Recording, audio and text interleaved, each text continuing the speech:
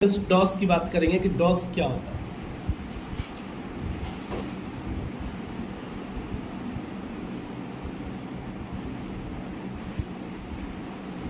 DOS का मतलब हुआ माइक्रोसॉफ्ट डिस्क ऑपरेटिंग सिस्टम, यानी एमएस का मतलब माइक्रोसॉफ्ट, डॉस का मतलब डिस्क ऑपरेटिंग सिस्टम है। क्या एक ऑपरेटिंग सिस्टम क्या है? एक ऑपरेटिंग सिस्टम है। ऑपरेटिंग सिस्टम हमको बताया गया था कि ऑपरेटिंग सिस्टम क्या होता है, कितने तरह का होता है, किस तरह का होता है। यहाँ पर देखिए MS DOS stands for Microsoft disk operating system. Microsoft disk operating system, इसका full form it is a single user single tasking operating system. सबसे पहला सवाल कि डॉस क्या है, तो एक ऑपरेटिंग सिस्टम है। क्लियर? किस तरह का ऑपरेटिंग सिस्टम है?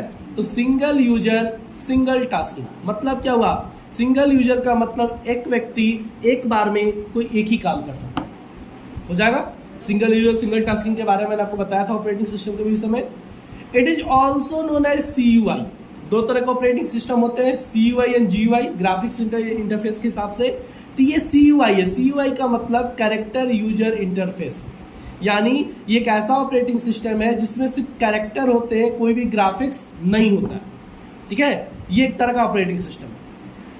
In simple way we can say that DOS is an operating system. DOS का एक ऑपरेटिंग सिस्टम है which acts as user interface between you, your application, program and the computer. यानी computer आपके और आपके applications के बीच में एक इंटरफेस का काम करता है। तो ये क्या हुआ? एक ऑपरेटिंग सिस्टम हुआ। एक क्या है? एक तरह का ऑपरेटिंग सिस्टम। जैसे कि विंडो वर्क कर रहा है वैसे ये भी वर्क कर रहा है। और किसी भी ऑपरेटिंग सिस्टम का वर्क क्या है? ऑपरेटिंग सिस्टम का वर्क क्या है? मैनेज और कंट्रोल करना। किसको? हार्डवेयर को और अदर टाइप्स ऑफ सॉफ्टवेयर को। यही काम मैंने बताया था ना। कोई दिक्कत है? तो ये आपको प्लेटफॉर्म प्रोवाइड करता है ताकि आप अलग अलग तरह के वर्क को कर सको। लेकिन एक ऐसा प्लेटफॉर्म ये प्रोवाइड करता है जो कि एक सिंगल यूजर सिंगल टास्किंग होता है, यानी एक बार में एक ही व्यक्ति एक ही तरह काम कर सकता है। अगर मान लो मैं फाइल बना रहा हूं तो सिर्फ फाइल बनाऊंगा, जब तक वो फाइल कंप्लीट ना हो जाए तब तक मैं दूसरा काम नहीं कर सकता। या तो उस काम को रोक दो, ब्रेक कर दो वहीं पर, या फिर उस काम को कंप्लीट करो, उस वर्क को कंप्लीट करो, फिर आप अगला काम कोई भी कर सकते हो। यानी एट ए टाइम आप कोई एक ही काम कर सकते हो। लेकिन वही विंडोज में क्या है? मल्टीपल काम हम लोग एक साथ कर सकते हैं। टाइपिंग भी कर रहे हैं, गाना भी सुन रहे हैं, प्रिंट आउट भी उधर निकल रहा है, नेट से कुछ डाउनलोड भी हो रहा है, तो मल्टीपल टास्क हुआ। तो इसलिए उसको सिंगल यूजर मल्टीटास्किंग या मल्टी यूजर मल्टीटास्किंग भी बोलते हैं। अब डॉस की कुछ कहानियां मैं आपको पहले बता दूं। यहां पर जो लिखा है उसको समझने के लिए आपको कहानी जानना है कि सर डॉस हम लोग क्यों सीख रहे हैं, डॉस के फायदे क्या है ना? काम तो आपको विंडो पे करना है, काम तो आपको विंडो ऑपरेटिंग सिस्टम पे करना है, तो फिर डॉस हम क्यों सीख रहे हैं? डॉस जानने का मतलब क्या है? तो ये हमारी डॉस क्या, हमारी पहचान है, हमारे कंप्यूटर की पहचान है। जब हमारा विंडो वगैरह नहीं था तो हम लोग किस पे काम कर रहे थे? डॉस पे। यहाँ तक कि बहुत सारे प्रोग्राम्स भी आज भी डॉस के माध्यम से रन कराए जाते हैं, डॉस के माध्यम से ही काम होता है। तो डॉस हमारा बेस है, तो बेस पहले जानना जरूरी होता है। अब बात करेंगे डॉस की जरूरत हमारे लिए क्या हो सकती है। जिससे मान लो आपका विंडो ऑपरेटिंग सिस्टम किसी दिन करप्ट कर गया। आप किसी ऑफिस में काम कर रहे हो, बहुत इंपॉर्टेंट फाइल्स आपने आज बनाकर सेव किया, घर चले गए, बनाकर सेव करके डेस्कटॉप पे आपने सेव कर दिया, घर चले गए। अगले दिन आते हो, जैसे कंप्यूटर ऑन करते हो तो कंप्यूटर पे लिख रहा है कि आपका विंडो करप्ट हो चुका है किसी भी कारण से। अब आप क्या करोगे? आप उस मशीन को तुरंत लेके जाओगे मैकेनिक के पास या बुलाओगे, वो तुरंत कहेगा कि सर फॉर्मेट करना होगा, आपका तो विंडो करप्ट हो चुका है। अब फॉर्मेट होगा तो क्या होगा? आपका वो फाइल तो डिलीट हो गया ना, सब खत्म हो जाएगा ना, क्योंकि आपने डेस्कटॉप पर रखा था। अगर आपके पास डॉस की नॉलेज अच्छी खासी है, मैं ये नहीं कर रहा हूं कि मैं जितना बताऊंगा उससे आप अच्छा खासा काम कर लोगे, लेकिन अगर अच्छी खासी डॉस की नॉलेज है तो ये काम जो आपको अपने सिस्टम को फॉर्मेट करना पड़ सकता है वो शायद न करना पड़े। यहां तक यह भी इमरजेंसी है, फाइल आपको चाहिए, वो फाइल आपको इमरजेंसी केस में भी तुरंत चाहिए, तो आप अपने कंप्यूटर्स को डॉस मोड में बूट करा सकते हो। आपका कंप्यूटर डॉस मोड में ओपन हो सकता है करप्ट होने के बाद भी, क्योंकि विंडो ऑपरेटिंग सिस्टम के साथ हमारा डॉस ऑपरेटिंग सिस्टम फ्री में आता है, उसके साथ जुड़ा हुआ आता है। तो हमारा जो कंप्यूटर का विंडो करप्ट हुआ है उसके अंदर डॉस ऑपरेटिंग सिस्टम छुप के बैठा हुआ है। हम उसको बुलाएंगे, उसका आवाहन करेंगे। आवाहन कैसे करेंगे? उसका तरीका होता है। ठीक ना। मंत्र होता है, यानी मंत्र करने का मतलब कमांड्स होते हैं, कमांड्स आपको यहाँ पर देने होंगे। इसके लिए आपको क्या करना पड़ेगा, पढ़ना पड़ेगा, अच्छा सा डीपली नॉलेज लेना होगा। तो जैसे आप अपने कंप्यूटर को डॉस मोड पे बूट कराओगे, कंप्यूटर ऑन हो जाएगा। किस मोड में? CUI मोड में, यानी कोई ग्राफिक्स नजर नहीं आएगा, सिर्फ ब्लैक एंड व्हाइट कलर का स्क्रीन आएगा।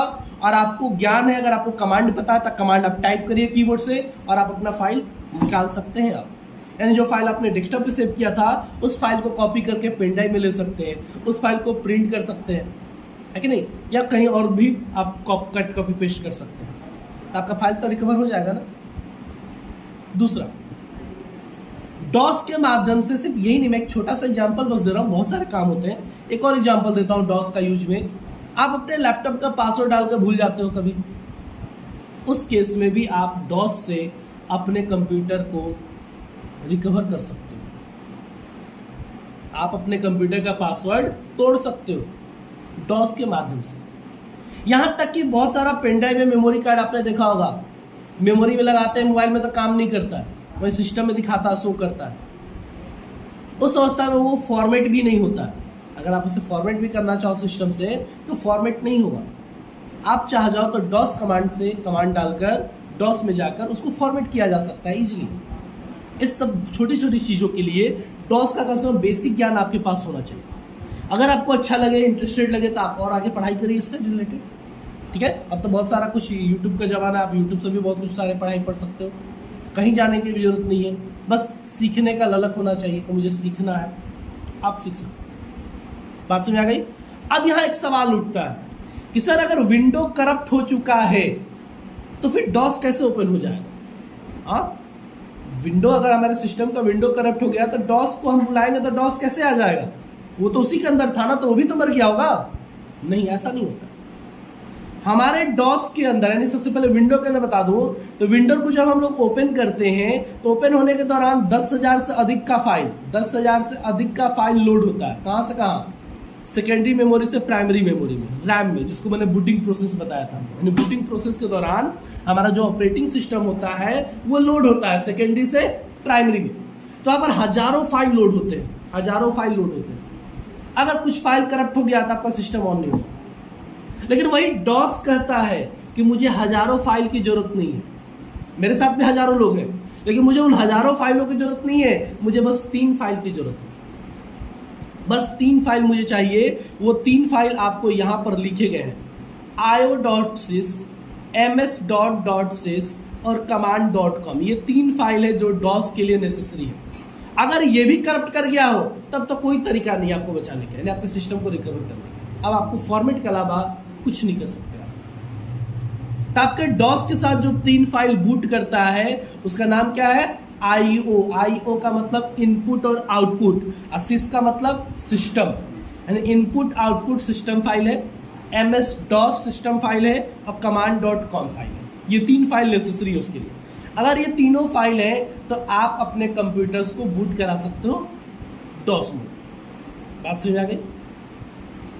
अब चलेंगे टाइप्स ऑफ कमांड पर। टाइप्स ऑफ कमांड कितनी तरह के होते हैं? तो डॉस में जो कमांड्स होते हैं वो 2 तरह के होते हैं, 2 टाइप्स। पहला इंटरनल कमांड, दूसरा एक्सटर्नल कमांड। पहला इंटरनल कमांड, दूसरा एक्सटर्नल कमांड। इंटरनल कमांड किसे बोलेंगे? तो the internal commands reside in command.com, यानी वैसे कमांड जो command.com, देखिए 3 फाइल मैंने अभी ऊपर बताया ना, 3 फाइल मैंने बताया ना, ये 3 file io.sys, ms.sys and command.com। तो जो कमांड इसके अंदर आते हैं, command.com के अंदर आते हैं, यानी इसके ग्रुप में आते हैं, वो कौन सा कमांड कहलाएगा? इंटरनल कमांड कहलाएगा। और जो इसके ग्रुप से बाहर के हैं वो एक्सटर्नल कहलाएगा। सर कैसे मुझे पता चलेगा कौन इंटरनल कौन एक्सटर्नल? कैसे मुझे पता चलेगा कि वो कमांड command.com के तहत आता है या नहीं आता? तो आप इसे ऐसे समझ सकते हो, which loads it memory when the computer system is started, यानी कंप्यूटर ऑन होते ही जो कमांड अपने आप रन कर जाए, खुद से रन कर जाए, वो कौन सा कमांड कहलाएगा? Internal command. और जिसे जब तक रन न कराया जाए तब तक काम नहीं करेगा, वो कौन सा कहलाएगा? External command. जैसे हमारे बॉडी में भी बहुत सारे ऐसे कमांड होते हैं, जब तक हम उन्हें बुलाए ना तब तक वो काम नहीं करेंगे। लेकिन बहुत सारे ऐसे एक्टिविटीज होते हैं जो हम लोग रोज करते हैं, मुझे बुलाना नहीं पड़ता, मुझे याद है कहा ये काम सब करना है, हाँ कि ना? ठीक उसी तरह इंटरनल और एक्सटर्नल होता है। जैसे डेट एंड टाइम, क्या आप इसे अपडेट करते हो डेली? आपका कंप्यूटर खुद से अपडेट करता रहता है ना। क्या आप अपने फाइल्स फोल्डर को डेली देखते हो जाकर, मेरा मीटा तो नहीं है ना, है ना? आप एक बार बना दिए तो लोड हो गया, वो फाइल्स फिर से लोड हो जाएगा, अपने आप रन कर जाएगा। सिस्टम बंद कर दिए, वो कहीं और चला गया, जैसा सिस्टम ऑन करेंगे वो फिर से लोड हो जाएगा, ऑटोमेटिक रन कर जाएगा। ठीक है, लेकिन कुछ ऐसे कमांड्स होते हैं जिसको रन कराना पड़ता है। जब तक आप रन ना कराओ तब तक वो काम नहीं करेगा, खुद से काम नहीं करेगा। जैसे level command, chk dsk, colour, edit, help, etc। अब जैसे एडिट कमांड को ले लो, मैंने एक फाइल बना के गया, अब एडिट कमांड खुद से रन कर जाएगा, खुद से मेरा फाइल चेंज कर देगा? नहीं, ये जब तक आप ना करो तब तक वो नहीं। मेरी बात समझ में आ गई? तो कुछ ऐसे कमांड्स हैं जो इंटरनल है, कुछ एक्सटर्नल है। कोई दिक्कत है? यहां पर कुछ मैंने रूल्स आपको लिखवाया, rules of naming A file. Rules of naming A file का मतलब होता है किसी भी फाइल को, फाइल का जो हम लोग नाम देते हैं उस नाम देने का नियम क्या है। Rules of naming A file. आप जैसे कोई भी पेंटिंग में फाइल बनाते होगे, पेंटिंग करते हो फिलहाल आप उसको सेव करते हो, सेव करते समय वहां पर एक नीचे नाम आप टाइप करते हो, वो नाम देने का नियम क्या है ये पूछा जाता है। तो हम लोग जनरली क्या करते हैं, अगर मैं मान लो पेंटिंग कर रहा हूँ, पेंट में क्या कर रहा हूँ, घर बना रहा हूँ तो नाम दे देंगे हाउस। हाँ, कोई पेड़ पौधा बना रहा हो तो ट्री, या कुछ भी जो भी आपको नेचुरल चीज बना तो नेचर, कुछ भी आप दे दोगे। तो जो नाम देते हो उस नाम देने का नियम क्या है, वो रूल्स ऑफ नेमिंग में मैंने लिखवाया। अब पढ़िए, पहला मैंने कहा है डॉस का। ये डॉस का, आप जो काम करते हो वो विंडो में काम करते हो। डॉस का नियम क्या कहता है? डॉस का नियम कह रहा है कि जो प्राइमरी नेम होगा, यानी हमारे किसी भी नाम के साथ दो नाम होता है, एक प्राइमरी नेम होता है और एक सेकेंडरी नेम होता है। हम लोग के साथ भी दो नेम है, एक प्राइमरी है और एक सेकेंडरी है। प्राइमरी का मतलब जिससे उसको पुकारा जाए। हाँ, आप जो फाइल बनाए हो उस फाइल को किस नाम से पुकारोगे? जो आपने नाम दिया है, हाउस दिया था हाउस कहोगे, नेचर दिया था नेचर कहोगे, हाँ कि ना? वो उसका प्राइमरी नेम है। सेकेंडरी मतलब जिससे उसकी पहचान हो रही है, उस फाइल की या फिर आपकी जिस नाम से पहचान हो रही है वो आपका सेकेंडरी नेम है। प्राइमरी क्या है? कोई भी आपसे नाम पूछेगा तो बताओगे क्या? सर मेरा नाम ये फलाना है। लेकिन आपकी पहचान कैसे हो रही है? सेकेंडरी नेम से। तो प्राइमरी और सेकेंडरी नेम क्या है? फला आप लोग मुझे अपना बता दो कि आपका प्राइमरी और सेकेंडरी नेम क्या है, बताओ। खुशबू क्या है?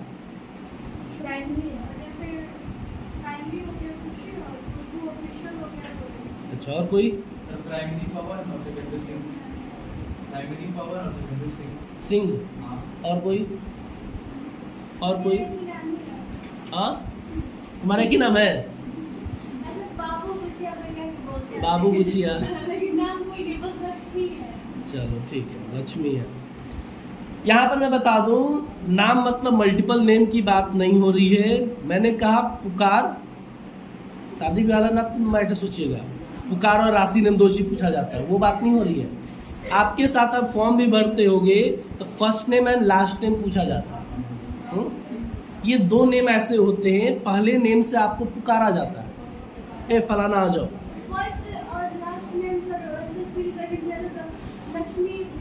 हाँ, तो ये जो सेकंड नेम आपका हुआ, जो मैं सेकेंडरी नेम कह रहा हूँ, आपका टाइटल हुआ, यानी जिससे आपकी पहचान हो रही है। मेरी बात सुना रही है?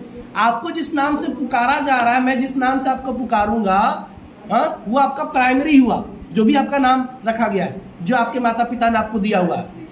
लेकिन जो ऊपर से ऑफिशियली रख कर आया है, मिश्रा टाइटल, जो भी आपका है, जो भी आपका टाइटल है, वो ऊपर से ही तय होकर आया है ना कि आपको किस टाइटल में भेजना है, वो आपकी पहचान है, वो आपकी पहचान है। ठीक उसी तरह जब हम कंप्यूटर पे वर्क करते हैं तो कुछ नाम तो हम अपने मन से दे देते हैं, कुछ नाम तो अपने मन से दे देते हैं कि भाई फाइल बना रहे हैं, पेड़ पौधे का था, पेड़ पौधा लिख दिए। लेकिन उसके साथ जिस काम पे हम लोग, जिस फाइल पे हम लोग वर्क कर रहे हैं, उसका एक्सटेंशन ऑटोमेटिक लग जाता है। जैसे पिक्चर फाइल है तो .jpg लग जाएगा, नोटपैड का फाइल है तो .txt लग जाएगा। तो ये ऑटोमेटिक लग जाएगा, आपको लगाने की जरूरत नहीं है। तो जो एक्सटेंशन है, जैसे आपका टाइटल होता है, उसमें क्या होता है? एक्सटेंशन होता है, उसको एक्सटेंशन नेम करते हैं। जैसे आपका पहचान आपके टाइटल से है, वैसे उसमें किसकी पहचान से किसी है? एक्सटेंशन नेम से उसकी पहचान। तो किसी भी फाइल में दो नेम होता है, एक प्राइमरी एक सेकेंडरी। प्राइमरी नेम आप अपने मन से कुछ भी रख सकते हो, जैसे आपने अपने मन से अपना नाम कुछ भी रख लिया, अपने फैमिली वाले। लेकिन सेकेंडरी क्या वो भी कुछ भी रखा गया? नहीं, जो था वही रखा गया। ठीक उसी तरह प्राइमरी नेम यहां पर हम लोग यहां पर मैक्सिमम कहां तक दे सकते हैं?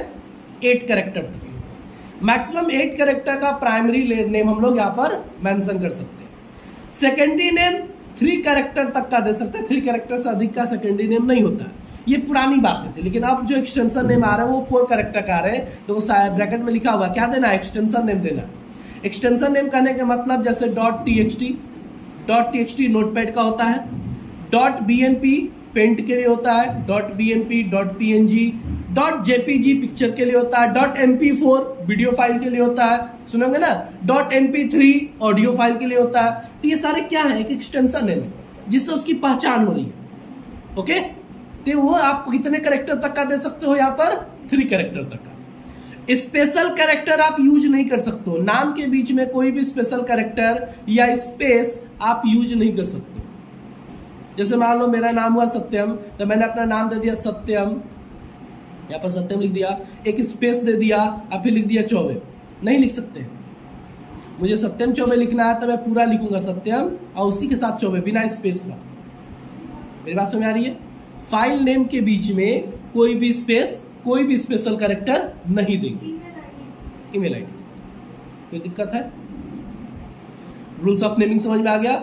रूल्स ऑफ नेमिंग मतलब फाइल बनाने का नियम क्या है, फाइल का नाम देने का नियम क्या है। तो पहला नियम है कि जो प्राइमरी नेम देंगे कुछ भी दे सकते हैं, लेकिन 8 कैरेक्टर से बड़ा नहीं होना चाहिए। दूसरा, सेकेंडरी नेम जो हम देंगे वो 3 कैरेक्टर से बड़ा नहीं होना चाहिए और 3 से छोटा भी नहीं होना चाहिए। 3 से छोटा एक्सटेंशन नहीं आता है, मतलब हम लोग यूज नहीं करते हैं। लेकिन मैक्सिमम कहां तक हम देंगे? 3 कैरेक्टर। कोई भी स्पेशल कैरेक्टर हम लोग यूज नहीं करेंगे। अब अगला पॉइंट देखिए, अगला पॉइंट है कमांड। कमांड किसे कहते हैं? तो the set of characters which contain a specific meaning for a particular operating system is called command। यानी जो एक कैरेक्टरों का समूह है जो कि अलग मीनिंग एक जनरेट करता है, स्पेशल मीनिंग के लिए तैयार किया गया है ऑपरेटिंग सिस्टम पे काम करने के लिए, उसको क्या बोलेंगे? कमांड बोलेंगे। यानी सेट ऑफ कैरेक्टर्स, कुछ कैरेक्टरों का समूह जो एक स्पेशल मीनिंग को कैरी, यानी स्पेशल मीनिंग जिसका एक अलग ही मीनिंग होता है ऑपरेटिंग सिस्टम अलग अलग वर्क को पूरा करने के लिए, तो उसको क्या बोलते हैं हम लोग? कमांड बोलेंगे। जैसे एक देख लो, जैसे सेव सेट ऑफ कैरेक्टर्स है और इसका एक स्पेशल मीनिंग है कि नहीं, इससे क्या होगा? तो सेव एक कमांड है। कॉपी सेट ऑफ कैरेक्टर्स है, एक इसका स्पेशल मीनिंग है, स्पेशल वर्क है, एक कमांड है। कोई दिक्कत? फाइल की बात करें, फाइल किसे कहेंगे? तो file is a collection of information. किसे बोलेंगे? Collection of information. Articles, memo, देखना मोमो नहीं लिखा, letter and different types of datas. फिलहाल बक्सर में ज्यादा प्रचलित हो चुका है ये, जिसको भी देखो सर मोमो खाना है, ठीक है। Articles, memo, letters and different types of datas which stored in electronic form. यानी जो कलेक्शन ऑफ इंफॉर्मेशन है, जो भी हमारे डेटाज हैं, डेटाज समझ गए ना? डेटाज का मतलब इंफॉर्मेशन, रॉ फैक्ट्स, जो अभी आपने मीनिंगफुल फैक्ट्स रखे हुए हैं, वो आपने इलेक्ट्रॉनिक फॉर्म्स में जहां रखे हुए हैं वो क्या कहलाएगा?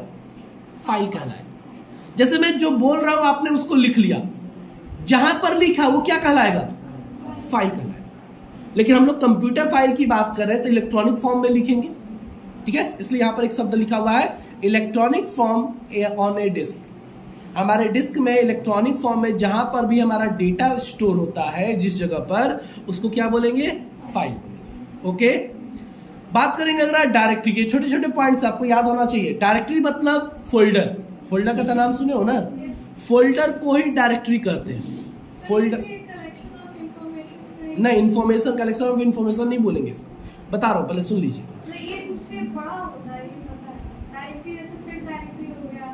क्या हो गया? फिल्म डायरेक्टरी हो गया। Field directory, film. अच्छा हाँ, ठीक है, मैं बता रहा हूँ, सुनिए। डायरेक्टरी का मतलब यहां पर क्या हुआ? फोल्डर। फोल्डर का नाम आप सबने सुना होगा। फोल्डर को ही डायरेक्टरी कहते हैं और डायरेक्टरी को ही फोल्डर कहते हैं। बस अंतर इतना है। नाम क्या आपका? घर का नाम? खुशी। आप यहां आएंगे तो आपको बुलाया जाएगा खुशबू नाम से, घर पे जाएंगे तो लोग खुशियां कहेंगे, हाँ कहेंगे ना। तो उसी तरह, ठीक उसी तरह प्लेस चेंज होते हैं, उसका नाम चेंज हो गया। डॉस पे काम कर रहे हो तो फोल्डर को हम लोग किस नाम से जान रहे हैं? डायरेक्टरी के नाम से जान रहे हैं। विंडो पे काम करेंगे तो उसी चीज को हम लोग किस नाम से जानेंगे? फोल्डर के नाम से जानेंगे। प्लेस चेंज हो गया तो नाम भी बदल गया। मेरी बात समझ में आ रही है? डायरेक्टरी को ही फोल्डर कहते हैं, फोल्डर को ही डायरेक्टरी कहते हैं। अब मैं अगर डायरेक्टरी बताऊं या फोल्डर बताऊं, दोनों एक ही चीज है क्या? ऐसे समझिए, है क्या? आप अपना कॉपी कहां रखते हो? अभी फिलहाल कहां रखोगे? बैग में। तो हम अपने डेटाज को स्टोर करते हैं फाइल के अंदर। हम अपने डेटाज को कहां स्टोर करते हैं? फाइल के अंदर। और उस फाइल को जहां पर हम लोग रखते हैं, जहां स्टोर करते हैं, उसको बोलते हैं फोल्डर या डायरेक्टरी। तो डायरेक्टरी या फोल्डर है क्या? एक प्लेस है, कंटेनर है, एक बक्सा है, जिसके अंदर हम अपने फाइल को ऑर्गेनाइज करके सजा कर रखते हैं। जैसे मान लो मेरे पास मूवी का कलेक्शन है, तो मैंने एक डायरेक्टरी बना दिया या एक फोल्डर बना दिया किसमें मैं मूवी रखूंगा। मेरे पास एक अपना खुद का पढ़ाई लिखाई का डॉक्यूमेंट है, तो मैंने एजुकेशन से रिलेटेड एक फोल्डर बनाकर रख दिया। अब सबको अगर मैं एक ही फोल्डर में रख लूं तो खोजना मुश्किल हो जाएगा ना। तो हमारा जो फोल्डर या डायरेक्टरी होता है वो क्या है? The place where we store files. Folder या डायरेक्टरी या सब फोल्डर या sub directory is called directory. Directory या फोल्डर क्या है? एक प्लेस है जहां पर हम अपने फाइल्स या सब फोल्डर को स्टोर करते हैं। हाँ, जैसे आपका बैग क्या है? डायरेक्टरी है। इसी के अंदर आप अपना डेटा जो है फाइल्स रखोगे ना। डेटा तो अपने फाइल के अंदर रखा है, फाइल कहां रखोगे? बैग के अंदर। तो बैग क्या कहलाया? डायरेक्टरी कहलाया। समझ में आया कि नहीं है? अब समझो, डायरेक्टरी के बाद आता है सब डायरेक्टरी। जैसे डायरेक्टरी था तो फोल्डर था, डायरेक्टरी को ही फोल्डर, फोल्डर को ही डायरेक्टरी कहते हैं। वैसे ही सब डायरेक्टरी को या फिर सब फोल्डर को, दोनों सेम चीज है। अब दोनों होता क्या? फोल्डर के अंदर अगर फोल्डर रख दिया जाए या डायरेक्टरी के अंदर डायरेक्टरी रख दिया जाए तो क्या बन गया? सब डायरेक्टरी। आप अपना बैग लेके चल रहे हो, बैग के अंदर छोटा सा एक और बैग रख दिए, अपना वॉलेट रख दिए, वो भी तो आपका डायरेक्टरी है। तो आपके बैग के अंदर एक और छोटा बैग आपने रख दिया तो क्या कहलाया? यानी फोल्डर के अंदर एक और फोल्डर है। तो उसको क्या बोलेंगे? सब फोल्डर, सब फोल्डर या सब डायरेक्टरी बोलेंगे। लेकिन डॉस पढ़ रहे हैं तो डायरेक्टरी शब्द का यूज करेंगे, विंडो करेंगे तो फोल्डर शब्द का यूज करेंगे। कोई दिक्कत है? यहां तक समझ में आ गया? डायरेक्टरी क्या है, सब डायरेक्टरी क्या है? किसी को दिक्कत नहीं है? करेंट डायरेक्टरी की बात करें, करेंट डायरेक्टरी का मतलब होता है अभी करेंटली मैं जहां पर अवेलेबल हूं, मैं करेंटली अभी जहां पर वर्क कर रहा हूं, मेरा क्या कहलाएगा? करेंट डायरेक्टरी कहलाएगा। अब इसको मैं एग्जांपल से बताऊंगा, अभी फिलहाल छोड़ रहा हूं। The directory in which we are working at present is called current directory.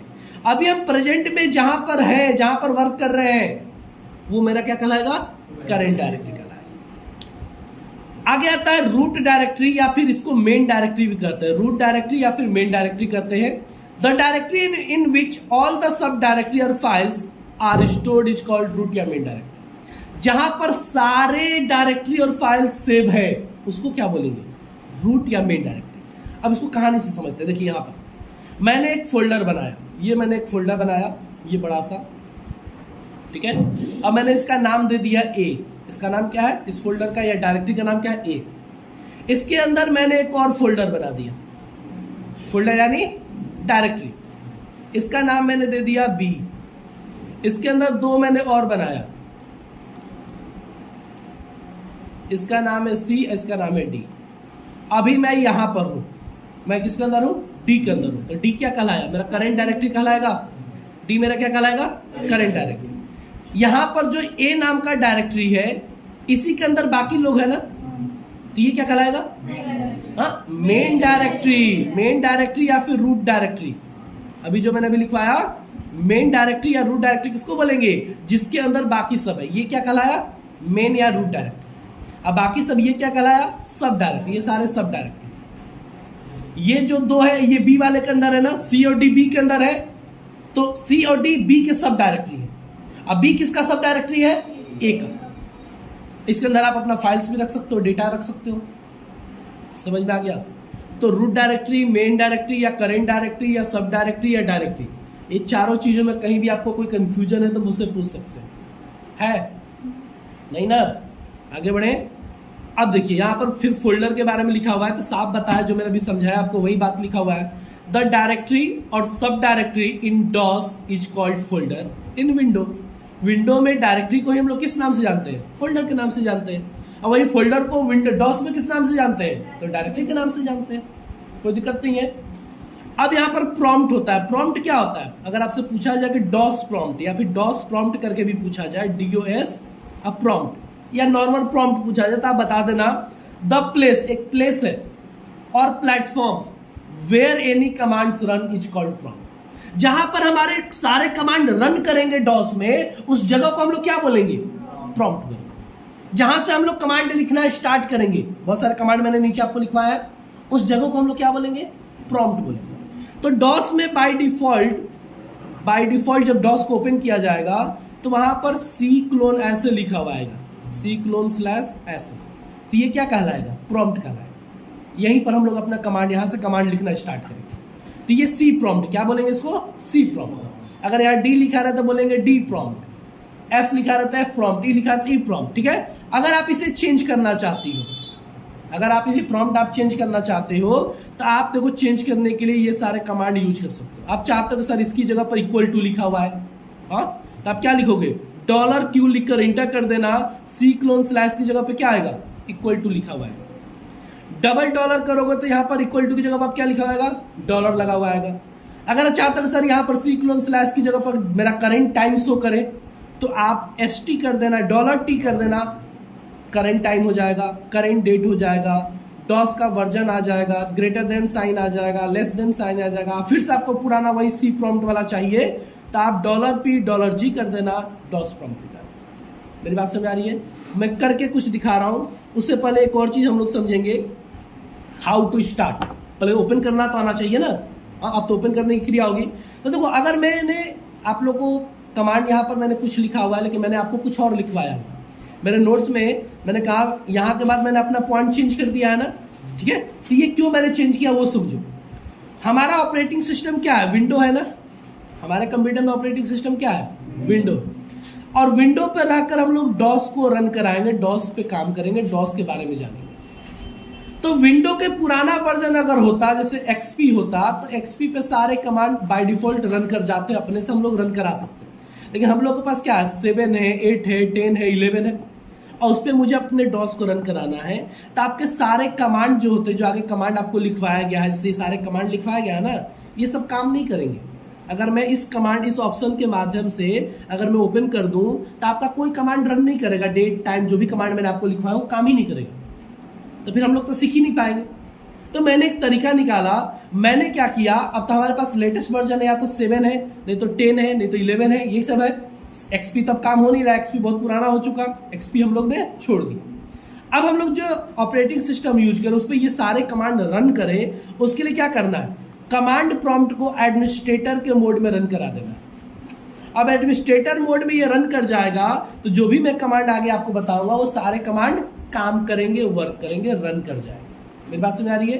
तो आपको डॉस कैसे ओपन करना है? सबसे पहले स्टार्ट बटन पे जाना है, ऑल प्रोग्राम पे जाना है, एसेसरीज पे जाना है, और कमांड प्रॉम्प्ट का जो ऑप्शन दिखेगा उस पर क्या करना है? राइट क्लिक कर देना है। यहाँ पर तो चूज लिखा हुआ है, तो चूज ने आपको क्या कर देना है? राइट क्लिक कर देना। राइट क्लिक करेंगे तो एक लिस्ट ओपन होगा और उस लिस्ट में एक ऑप्शन दिया रहेगा रन एज एडमिनिस्ट्रेटर। क्या लिखा रहेगा? Run as administrator. इस पर टिक कर दीजिए। जैसे क्लिक करेंगे आप इसके ऊपर तो एक ऑप्शन आएगा यस और नो का, एक छोटा सा पॉपअप विंडो ओपन होगा, यस या नो, तो आप यस कर दीजिए और जैसे यस करेंगे आपका डॉस ओपन हो जाएगा। कोई दिक्कत है?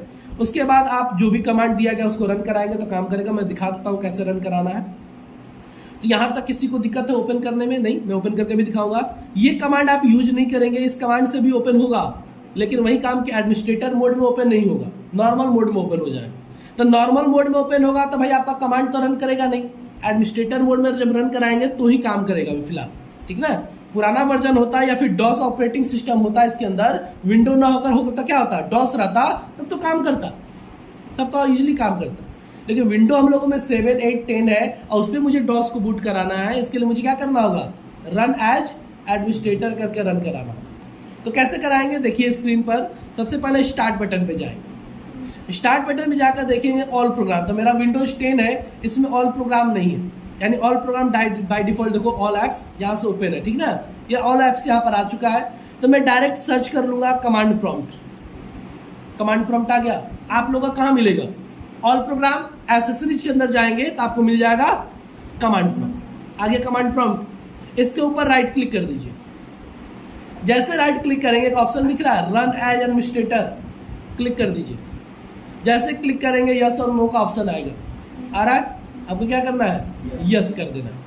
यस कर देंगे, डॉस ओपन हो गया। देखो ये जो एप्लीकेशन ओपन हुआ है विंडो, ये क्या है, डॉस मोड में है। और ऊपर देखो पहचान आपकी क्या है, क्या लिखा हुआ है, एडमिनिस्ट्रेटर कमांड प्रॉम्प्ट लिखा हुआ है, यानी आपने सही ओपन किया। अगर मान लो आप कभी भूल गए कि सर ओपन कैसे करना, आपने डायरेक्ट ओपन कर दिया ऐसे, कमांड प्रॉम्प्ट के पास गए और कमांड प्रॉम्प्ट पे क्लिक कर दिए, ओपन हो गया। अब यहाँ पर कोई भी काम करोगे ना, काम नहीं करेगा, कमांड कोई भी रन नहीं करेगा, ठीक है। तो ऊपर एक बार देख लेना, यहाँ पर क्या लिखा हुआ है, कमांड प्रॉम्प्ट लिखा हुआ है, एडमिनिस्ट्रेटर नहीं ना लिखा हुआ है, नहीं लिखा है मतलब ये नॉर्मल मोड में आपने ओपन किया, ये काम नहीं करेगा आपका। तो आपको क्या करना है, इसको बंद कर देना है, अब फिर से ओपन करना है कमांड प्रॉम्प्ट। कैसे, राइट क्लिक करके इसके ऊपर राइट क्लिक करिएगा और रन एज एडमिनिस्ट्रेटर कर दीजिए, हो जाएगा। यस करेंगे, डॉस ओपन हो जाएगा। अब डॉस जब ओपन हो गया तो आपको हमेशा जितनी बार आप डॉस को ओपन करेंगे उतनी बार दो काम करेंगे। क्या दो काम करेंगे, सबसे पहले तो इसको फुल स्क्रीन में ओपन कर लीजिए, डबल क्लिक करिए, बड़ा हो गया, हो गया। उसके बाद देखिए पहले से कुछ लिखा हुआ यहाँ पर आ रहा है, अगर मैं लिखावट बड़ा करना चाहूँ तो मैं बड़ा कर सकता हूँ। यहाँ पर क्या करना है, ये जो ऊपर पट्टी दिख रही है ना, उसके ऊपर राइट क्लिक कर देना है और यहाँ पर प्रॉपर्टीज में चले जाना है, फॉन्ट में आकर और इसका साइज बड़ा कर देना है। मैंने 28 कर दिया, ओके कर दिया, साइज बड़ा हो गया, लिखावट इसकी बड़ी हो गई। यहाँ पर देखो कुछ लिखा हुआ आ रहा है, तो सबसे पहले हम लोग जो दो कमांड यूज करेंगे, cd/enter, ठीक है। जितनी बार डॉस बंद करके चालू करेंगे तो सबसे पहला काम क्या करेंगे, cd/enter और दूसरा काम cls/enter, ऐसे सी प्रॉम्प्ट रह गया। यहाँ पर इस प्लेस को क्या बोलेंगे, इस प्लेस को क्या बोलेंगे, सी प्रॉम्प्ट, यानी प्रॉम्प्ट है, यहीं से हम लोग कमांड लिखेंगे। मेरी बात समझ आई, फिर से देख लीजिए, मैं फिर से डॉस को मैंने बंद कर दिया, डॉस ओपन करेंगे कमांड प्रॉम्प्ट पे राइट क्लिक करके, रन एड एडमिनिस्ट्रेटर, यस करेंगे। खुलने के बाद क्या करेंगे, दो कमांड जरूर रन कराएंगे, पहला कमांड cd/enter और दूसरा कमांड cls/enter, हो जाएगा। उसके बाद जो कमांड आपको मैंने लिखवाया है, जैसे डेट कमांड, डेट/t कमांड, टाइम कमांड, टाइम/t कमांड, ये आपको चेक करना है। जैसे पहला कमांड क्या है, डेट, तब आप यहाँ पर लिखेंगे, यहाँ पर सी प्रॉम्प्ट आपको दिख रहा है, यहाँ पर लिखिए क्या लिखना है, डेट, DAT, डेट, इंटर कर दीजिए। डेट जैसे लिखकर इंटर करेंगे तो यहाँ पर देखो आ रहा है द करेंट डेट इज इतना, आज का डेट बता रहा है आपसे, आज का डेट बता रहा है, द करेंट डेट इज 3/4/23 और इंटर द न्यू डेट, आपको नया डेट डालने का ऑप्शन भी दे रहा है, किस फॉर्मेट में, DDMMYY। अगर आप यहाँ पर डेट यानी डेट चेंज करना चाहते हैं तो आप यहाँ चेंज भी कर सकते हैं, जैसे मैं चेंज कर देता हूँ 5/4/2023, इंटर, इंटर जैसे क्या डेट चेंज हो गया। अब सर कैसे मालूम डेट चेंज हो गया, तो इंडिकेटर पे आप देखिए, यहाँ पर इंडिकेटर पर शो कर रहा है, यहाँ पे डेट, क्या डेट शो कर रहा है, 5 अप्रैल शो कर रहा है, डेट चेंज हो गया है। या फिर आपको डेट देखने के लिए दूसरा कमांड आप यूज कर सकते हो, डेट/t, डेट/t अगला कमांड मैंने लिखवाया ना, अगला कमांड देखिए डेट/t, आप डेट/t, सिंटेक्स भी लिखा हुआ है, आपको क्या लिखना है, केवल डेट/t लिख देना है। आपके स्क्रीन पर ये तो पहले से है, ये तो पहले से है, आपको बस डेट/t लिखना और इंटर कर देना, तो इंटर कर दीजिए, डेट/t मैंने लिख दिया, इंटर कर दिया, आज का डेट बता रहा है, मतलब जो भी मैंने डेट डाला है वो डेट बता रहा है। और आपको फिर से डेट चेंज करना है तो डेट कमांड डालिए, इंटर करिए और डेट चेंज कर दीजिए, 3/4/2023, चेंज हो गया। सर कैसे माने चेंज हो गया, तो डेट/t कमांड फिर से चेक कर लीजिए, 3/4 हो चुका है, कोई दिक्कत है। उसी तरह आपको बाकी का कमांड चेक करना है, जैसे टाइम, ऐसे लिखा हुआ है यहाँ पर सब कुछ लिखा हुआ है किस कमांड से क्या होता है। टाइम क्या करेगा, शो या display, change the system time, यानी सिस्टम टाइम ये शो करवाएगा और चेंज करने का ऑप्शन भी देगा। जैसे देख लो यहाँ पर लिखो time, inter, current system time अभी बता रहा है, जो भी हमारे सिस्टम का समय क्या हो रहा है, 9:53 24 सेकंड और सेकंड का 53वां भाग, ठीक ना। अगर आपको टाइम चेंज करना है तो आप नीचे डाल सकते हो, इंटर न्यू टाइम, मैंने दे दिया 10 क्लोन साइन 00, 10 बजा दिया। आप इंडिकेटर देख सकते हो आपका टाइम 10 हो चुका है। या फिर टाइम/t से भी आप देख सकते हो, टाइम/t करो, इंटर करो, 10 बज गया, हो जाएगा। इस तरह करके कुछ कमांड मैंने आपको लिखवाया है, जैसे CLS से क्या होगा, स्क्रीन साफ हो जाएगा। CLS लिखिए, इंटर करिए, जैसे इंटर करेंगे सब कुछ लिखा हुआ मिट जाएगा, स्क्रीन क्लीन हो गया। CLS का फुल फॉर्म होता है क्लीन द स्क्रीन, ठीक है, या क्लियर द स्क्रीन।